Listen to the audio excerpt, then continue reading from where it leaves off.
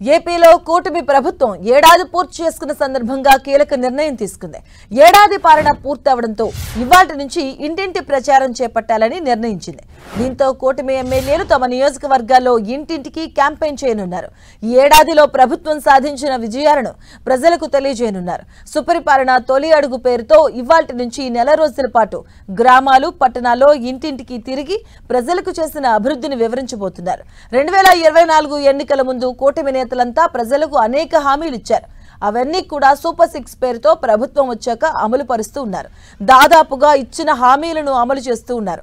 ఇంకా చేయాల్సినవి కూడా ఒక పద్ధతి ప్రకారం అమలు చేసే విధంగా కార్యాచరణ రూపొందించారు.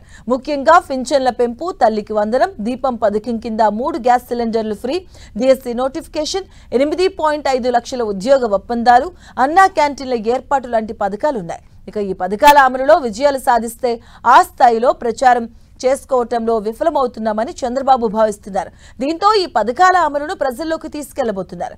ముఖ్యంగా కేంద్రం సహకారంతో పోలవరానికి నిధులు, అమరావతి నిర్మాణానికి నిధులు, బందరు, రామాయణపట్నం పోర్టు నిర్మాణం, గుంతలు లేని రోడ్లు, ఎస్సీ వర్గీకరణ తదితర అంశాలను ప్రజలకు వివరించబోతున్నారు.